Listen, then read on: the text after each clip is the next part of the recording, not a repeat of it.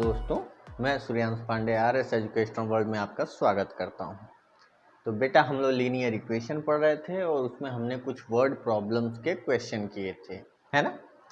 तो आज हम कुछ क्वेश्चन करेंगे और कल ये चैप्टर ख़त्म हो जाएगा। आज कुछ अच्छे क्वेश्चन आएंगे आपके सामने, ठीक है। तो बिना टाइम वेस्ट किए स्टार्ट करते हैं, ठीक।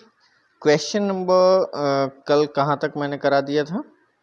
क्वेश्चन नंबर 17 तक मैंने करा दिया था, है ना। तो क्वेश्चन नंबर 18 देख लीजिए। Two angle of a triangle are in the ratio इतना इतना if the sum of the angle are. अरे बिल्कुल इजी क्वेश्चन है, ठीक है। इसको मैं छोड़ रहा हूँ, इसको आप खुद करेंगे। मैं सीधे क्वेश्चन नंबर 19 पे चलता हूँ। क्वेश्चन नंबर 19 ये कहता है बेटा कि a steamer goes downstream from one port to another. सबसे पहले हम डाउन स्ट्रीम और अप स्ट्रीम की बात कर लेते हैं बेटा। डाउन स्ट्रीम में आप देखेंगे कि जैसे मान लीजिए कि ये पानी है और इसका फ्लो भी इधर ही है, ठीक है। और अगर ये नाव है, ठीक, अगर ये नाव है बेटा, तो जब ये स्टीम के डायरेक्शन में फ्लो करती हो, यानी जिधर इस नदी का बहाव है उधर की तरफ जो है अगर नाव जा रही है या स्टीम जा रहा है तो इसको हम डाउन स्ट्रीम कहेंगे।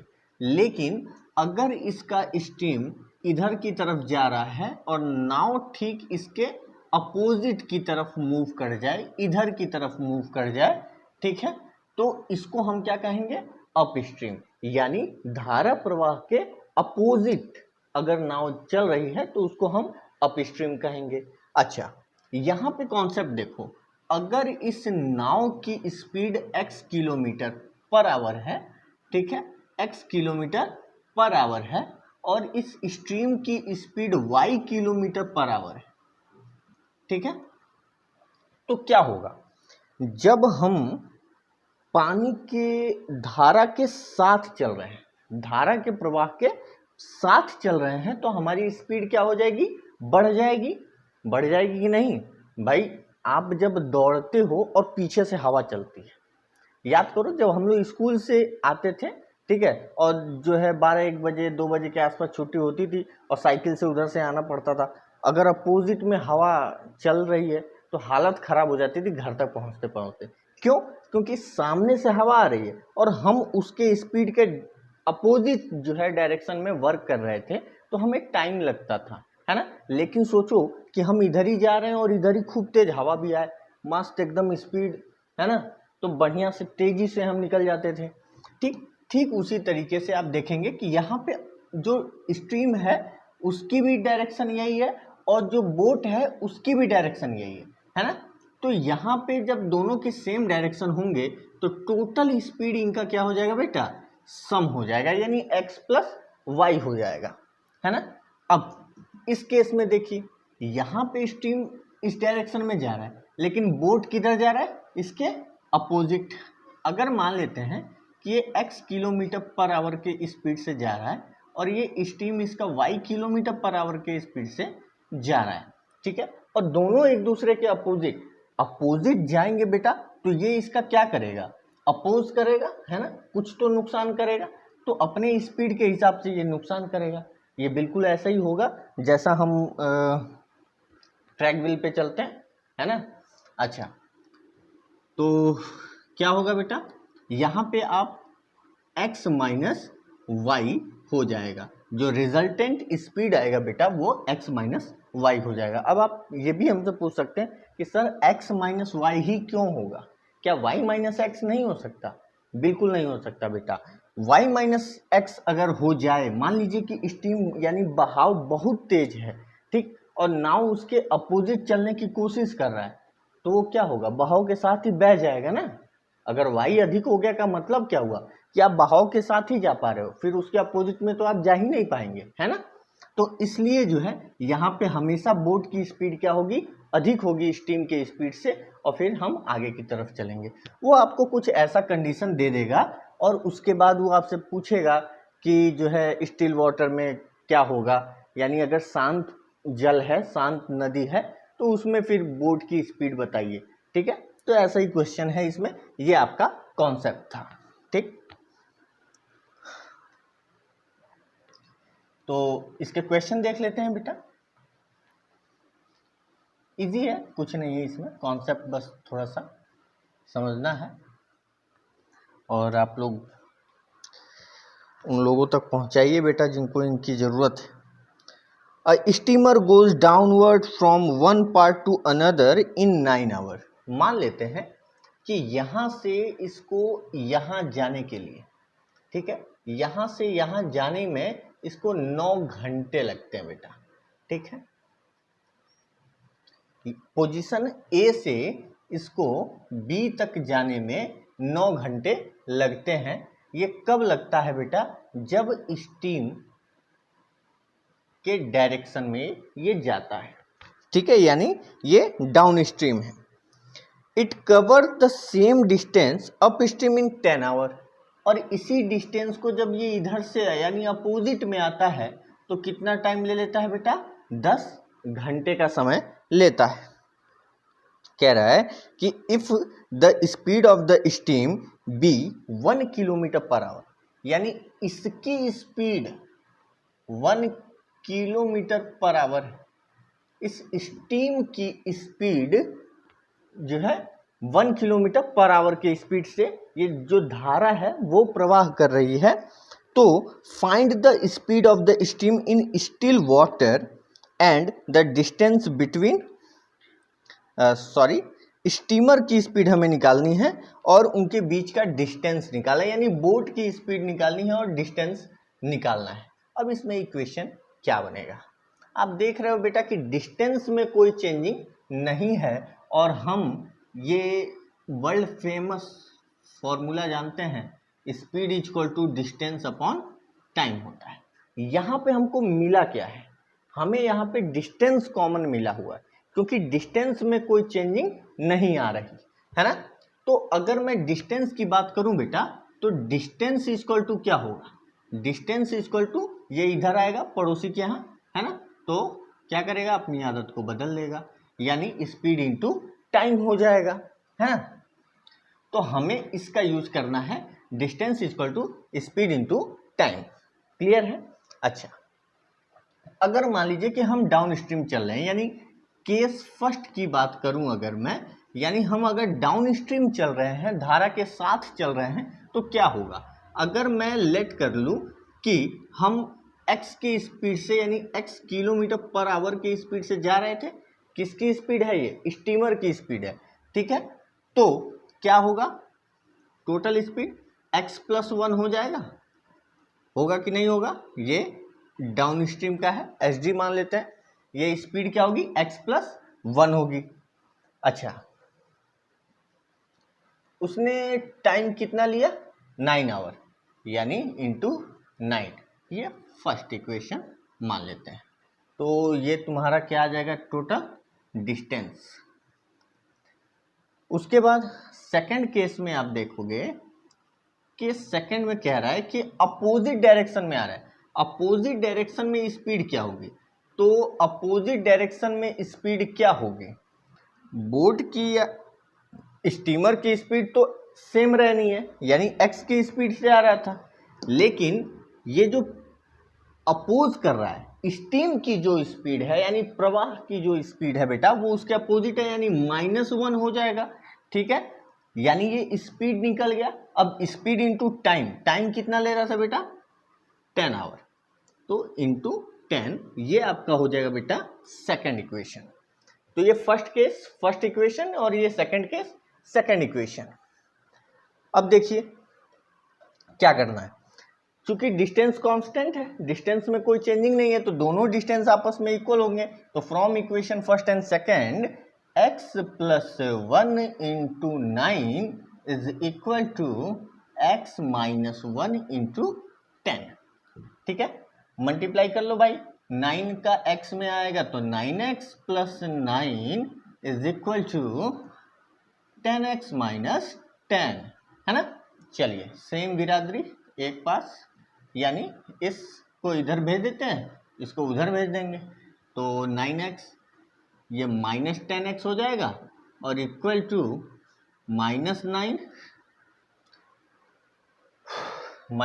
और क्या होगा -10, ठीक है।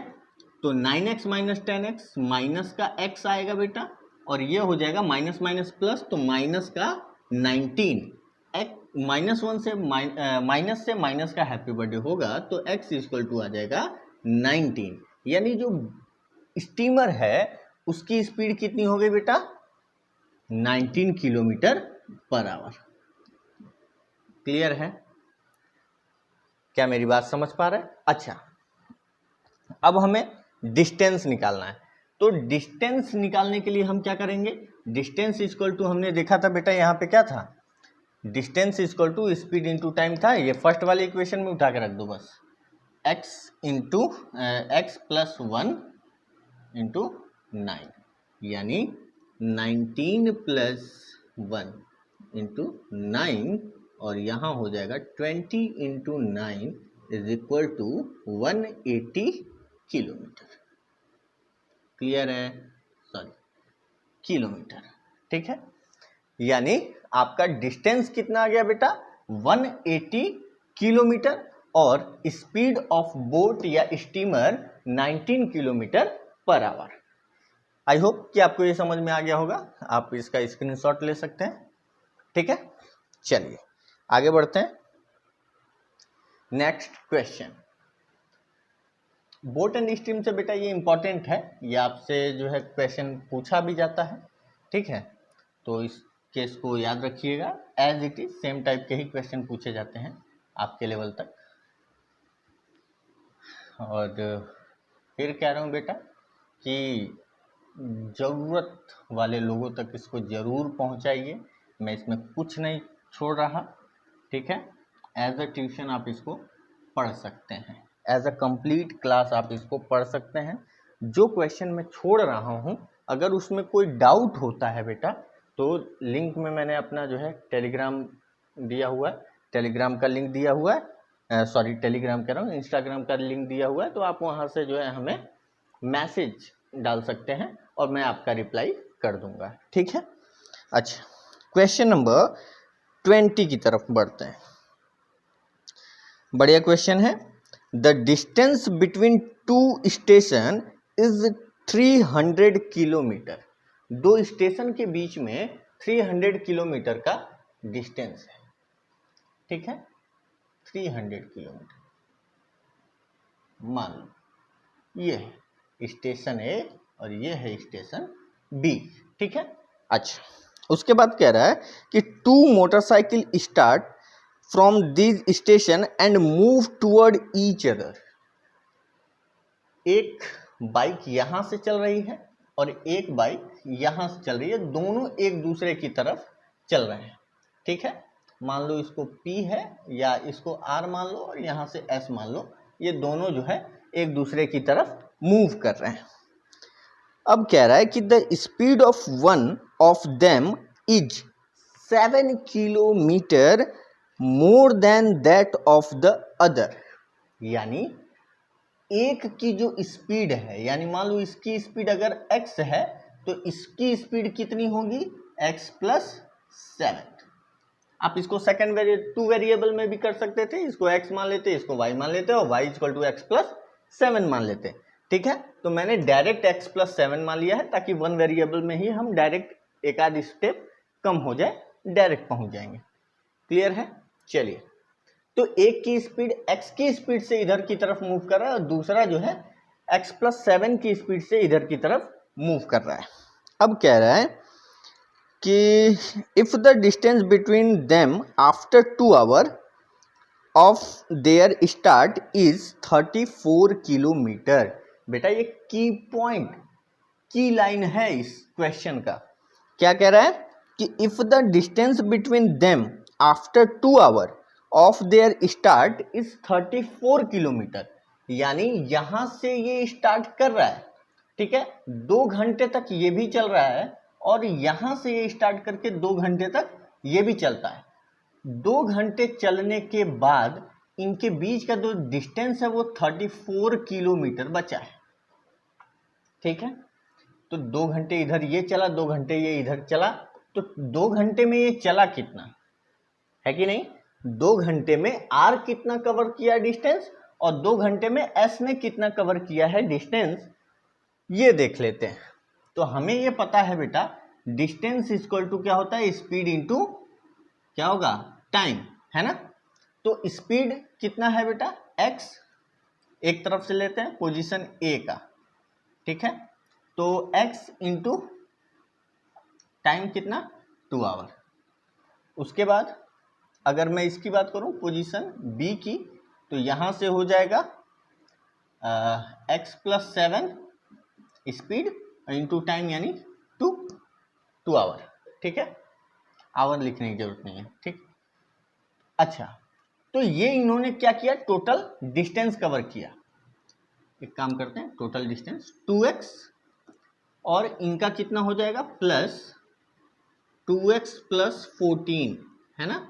2 का x 2 का 7 में 14, ये दोनों ने मिलके डिस्टेंस कवर किया और बचा हुआ डिस्टेंस कितना था, 34 किलोमीटर। और ये तीनों डिस्टेंस का सम कितना दिया हुआ है बेटा, 300 किलोमीटर। ये टोटल यहां से यहां तक कितना है, 300 किलोमीटर है। तो ये 300 किलोमीटर टोटल सम आ गया बेटा। बस उठा के सॉल्व कर दो। 2x + 2x = 4x + 34 + 14 = 48 = 300, है ना। तो 4x = हो जाएगा 300 - 48 और -48 करोगे बेटा तो 4x = 252। तो x = हो जाएगा 252/4 और 4 से इनका हैवी वर्ड करते हैं, 4 × 6 = 24 और 4 × 3 = 12, यानी x = 63। यानी ये जो स्पीड है इनकी 63 किलोमीटर/आवर है ना। अच्छा, तो इनकी कितनी होगी बेटा, 63 + 7 यानी 70 किलोमीटर/आवर। क्या ये बात समझ में आ रही है बेटा, है ना। तो 63 और 70 किलोमीटर ये इनका क्या होगा बेटा, आंसर होगा। आप स्क्रीनशॉट ले सकते हैं। आई होप आपको समझ में आ गया होगा बेटा, ठीक है। तो हम नेक्स्ट क्वेश्चन की तरफ मूव करते हैं। ओके, जो भी डाउट हो बेटा पूछ लेना, है ना। नुकसान तुम्हारा है, इसमें तेरा घाटा, मेरा कुछ नहीं जाता। क्लियर है। तो नेक्स्ट चलते हैं, नेक्स्ट पॉइंट पे। Question number 21, divide 150 into 3 parts such that the second number is 5/6 of the first and the third number is 4/5 of the second। एकदम बकवास क्वेश्चन। 3 नंबर दिए हैं, मान लेते हैं फर्स्ट, सेकंड और थर्ड। 3 नंबर में कह रहा है कि 150 divided into 3 parts such that the second number is 5/6 of the first number। मान लेते हैं फर्स्ट नंबर x है, तो जो सेकंड नंबर है ये इसका 5/6 पार्ट है, यानी 5/6x है ना, होगा ना, ठीक। उसके बाद कह रहा है कि and the third number is 4/5 of the second, यानी ये जो थर्ड नंबर है ये 4/5 यानी 4/5 ऑफ द सेकेंड का मतलब हो गया 5/6x। बोलो, है ना, ठीक। ये 3 नंबर हमको मिलते हैं, इसको थोड़ा सिंप्लीफाई कर लेते हैं। तो ये होगा x, ये हो जाएगा 5/6x और ये कितना हो जाएगा 5 से 5 का, और ये 2 × 2 = 4, 2 × 3 = 6 यानी 2/3x, है ना, ठीक। ये 3 नंबर हमको इंडिविजुअली मिल गए। अब उसने कहा है कि ये क्या है, 150 के ही तो तीनों पार्ट हैं। क्वेश्चन में स्टार्टिंग में ही उसने कहा है कि 150 को 3 पार्ट्स में डिवाइड करना था, यानी ये 150 के ही 3 पार्ट हैं। इनका सम अगर करें तो 150 आएगा, है ना। तो x + 5/6x plus 2/3x is equal to 150, है ना। चलिए, तो एलसीएम क्या आएगा बेटा? 6x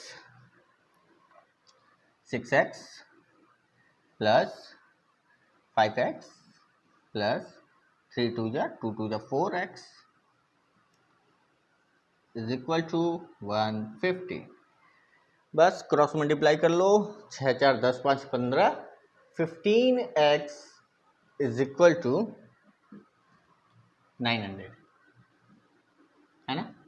तो x इक्वल टू ये डिवाइड में आ जाएगा बेटा, क्योंकि इधर मल्टीप्लाई में था, और ये हो जाएगा 60। होगा कि नहीं? ठीक है। तो अगर ये 60 है, अगर ये 60 है, तो नेक्स्ट नंबर यदि x इक्वल टू 60, तो 5/6x यानी 60, तो ये 6 से 10 टाइम्स बोले तो 5 10 जा 50, नेक्स्ट 50 होगा। फिर थर्ड वाला नंबर क्या होगा? 2/3 x बोले तो 60 इज इक्वल टू 3 2 जा 20 एंड 8 40। तीनों नंबर क्या होंगे? 60, 50 एंड 40। ठीक है, तो ये आपका आंसर है बेटा। आई होप आपको समझ में आ गया होगा। ठीक है, तो चलते हैं नेक्स्ट क्वेश्चन। ठीक है, चलिए, तो आप इसके स्क्रीनशॉट ले चुके होंगे, तो नेक्स्ट क्वेश्चन की तरफ मूव करते हैं बेटा। ठीक है, तो आज कुछ थोड़ा बहुत अच्छे क्वेश्चन मिले थे हमें, है ना, और ये कल ख़त्म हो जाएगा, तो फिर हम नेक्स्ट चैप्टर जो है आपकी डिमांड से अगला चैप्टर स्टार्ट कर देंगे, और आप कमेंट सेक्शन में बता दीजिएगा कि कौन सा चैप्टर स्टार्ट करें, नहीं तो फिर मैं अपने मन से कोई चैप्टर ले लूँगा। वैसे इसके बाद हो सकता है कि मैं आपको फिजिक्स का एक चैप्टर पढ़ा दूँ, फिर हम लोग मैथ को कंटिन्यू करेंगे। ओके, चलिए नेक्स्ट क्वेश्चन चलते हैं, क्वेश्चन नंबर 22 की तरफ। Divide 4500 into 2 parts such that 5% of the first part is equal to 10% of the second part। ठीक, कुछ नहीं, 4500 को आपको 2 पार्ट्स में डिवाइड करना है। हमने क्या किया? एक को x मान लिया और एक को मान लिया y। ठीक है, उसके बाद कह रहा है कि 5%, क्या चीज? 5% ऑफ द फर्स्ट पार्ट का 5%। 5% बोले तो फर्स्ट पार्ट का 5% यानी 5/100, और सेकंड पार्ट का 10% आपस में इक्वल है, बना दिया इक्वल। तो 100 से 100 का हैप्पी बर्थडे, 5 2 जा 10, तो यहाँ पे आप लिख सकते हैं y इक्वल टू हो जाएगा x/2, है ना। ठीक है, यहाँ से हमको एक इक्वेशन मिल जाएगा कि y इक्वल टू x/2। अब इसका हम करें क्या? तो नेक्स्ट क्वेश्चन में क्या दिया है? ठीक है ठीक है ठीक है ठीक है ठीक है ठीक है, अब हमको ये x और y में जो है निकालना है, इसका नंबर क्या होगा। एक को हमने तोड़ा था x पार्ट में और एक को तोड़ा था y पार्ट में, और ये दोनों अगर दोनों को अगर हम सम करें तो 45 आएगा बेटा। ठीक है, तो x plus y is equal to 4500 है। ठीक, x की जगह x ही रखते हैं और y की जगह x/2 रख लेते हैं, तो ये 4500 होना चाहिए अपॉन 1। तो एलसीएम लेंगे, 2 2 1 जा 2x plus 2 2x is equal to 4500। तो इधर चला जाएगा और ये हो जाएगा 3x इक्वल टू 45 का 2 टाइम्स 90 एंड दिस इज 9000, बोले तो 3000। x इक्वल टू आ गया कितना बेटा? 3000। ठीक, अगर x की वैल्यू 3000 है, अगर x की वैल्यू 3000 है, तो ये कितना होगा? y इक्वल टू क्या होगा? तो 45 माइनस 3000 इक्वल टू 1500, है ना बेटा। तो ये आपके दोनों आंसर हैं 1500 और 3000। आई होप समझ में आ गया होगा बेटा, तो स्क्रीनशॉट ले लेना। नेक्स्ट क्वेश्चन की तरफ मूव करते हैं। क्वेश्चन नंबर 23 ऑफ एज, बड़ा समस्या है, कोई नहीं, ये काफी इंपॉर्टेंट क्वेश्चन है एज से रिलेटेड। ठीक, इसको कर लेते हैं।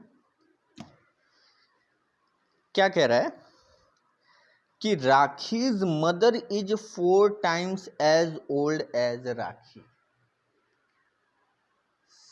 यार अब राखी की मदर जो है राखी से 4 गुना हो या 8 गुना हो, हमें उससे क्या मतलब, हमसे क्यों पूछ रहे हो, है ना? नहीं, बताना तो पड़ेगा ही, पूछा है तो। चलिए तो क्वेश्चन देखते हैं। Rakhi's mother is 4 times as old as Rakhi. After 5 years her mother will be 3 times as old as she will be then. Find their present age. Find their present age. ठीक है, मान लो कि राखी की मदर और राखी अगर x साल की है तो राखी की मदर इनकी 4 गुना साल की, यानी 4x। ठीक है, 4 times। फिर कह रहा है कि 5 year, आफ्टर 5 year यानी 4x + 5। भाई एज इनकी भी बढ़ गई, 5 साल एज इनकी भी बढ़ गई। अब इसमें की पॉइंट क्या है, क्वेश्चन का फ्रेम बनेगा कहां से, तो वो इस लाइन से बन रहा है बेटा कि हर mother will be 3 times as old as she will be then. उनकी जो मदर हैं ये उस टाइम की जो राखी की रेखा है, कौन है, राखी की जो उम्र है इसके 3 गुने थी। जो राखी की मदर हैं वो राखी के एज की 3 गुने थी, यानी दोनों इस इक्वेशन पे इक्वल हो जाएंगे और हमारा इक्वेशन बन गया। बस खत्म। 4x + 5 = 3x + 15, है ना? सेम बिरादरी को सेम पास ले आते हैं, ये अपने नेचर में बदलाव करेंगे और x = आ जाएगा 10। यानी राखी अभी बेचारी 10 साल की थी और उनकी मदर कितने की थी, 40 years। कोई दिक्कत? ये छोटा ही कॉन्सेप्ट है लेकिन इंपॉर्टेंट है और ये पूछा जाता है। ठीक है। अब क्वेश्चन नंबर 24 और ये लास्ट क्वेश्चन होगा। ठीक है, ये भी एज से ही प्रॉब्लम है, ये मोनू बाबू का क्वेश्चन है। ठीक है, इसमें मोनू बाबू की एज बतानी है, देख लेते हैं। उनके फादर भी हैं, उनके फादर के फादर यानी उनके ग्रैंड फादर भी हैं। तो क्वेश्चन पढ़ लेते हैं। Monu's father is 26 years younger than Monu's grandfather. ठीक है, मोनू के पिताजी जो है मोनू के दादाजी से 26 साल छोटे हैं और and 29 years older than Monu, और मोनू से 29 years ओल्डर हैं यानी बड़े हैं। The sum of the age of the all 3 is 135 years, और इन तीनों के एज का सम 135 year है, तो हमें इनका इंडिविजुअल एज बताना है। चलिए तो क्वेश्चन देखते हैं। मोनू जी के पप्पा और मोनू जी के पप्पा के पप्पा यानी ग्रैंडफादर। मोनू जी की एज फादर और ये ग्रैंडफादर मान लेते हैं। चूंकि सबका रिलेशन किससे है, मोनू के फादर से, तो एक्स किसको मान लेंगे, फादर को। तो मोनू की एज कितनी हुई, फादर से 29 ईयर कम है, छोटे हैं, और इनके फादर ग्रैंडफादर से क्या होंगे, ग्रैंडफादर इनके फादर से कितने बड़े हैं, 26 ईयर, तो +26, इन तीनों का सम 135। बस ऐड कर दो। तो 3x plus minus minus, sign बड़े का लगेगा तो माइनस ही लगेगा, और 29 माइनस 26 बोले तो 3 इज इक्वल टू 135। तो 3x is equal to 135 plus 3, और ये हो जाएगा 138। तो 3x equal to 138। x equal to क्या होगा बेटा? तो 138 अपॉन 3, 3 4 ज़ा 12 और 3 6 ज़ा 18, है ना। x इक्वल टू 46, यानी फादर की एज कितनी थी? 46। तो मोनू की एज कितनी होगी बेटा? 46 माइनस 29, और करोगे तो कितना आएगा? 16 एक 17 साल, है ना। और उनके ग्रैंडफादर कितने हैं, मतलब कितने साल के हैं? एक ही होंगे ग्रैंडफादर। 46 प्लस 26, तो 6 6 12, 1 6 1 7, यानी ग्रैंडफादर है 72 ईयर के, ठीक। फादर 46 और मोनू बाबू है 17 ईयर के। आई होप आपको ये समझ में आ गया होगा बेटा, इसका स्क्रीनशॉट ले लीजिएगा आप, ठीक है। और फिर कल ये खत्म हो जाएगा। अब हम अगला क्लास नेक्स्ट सेशन में इसको खत्म कर देंगे। घर पे रहिए, स्वस्थ रहिए, be happy and keep happy. जय हिंद।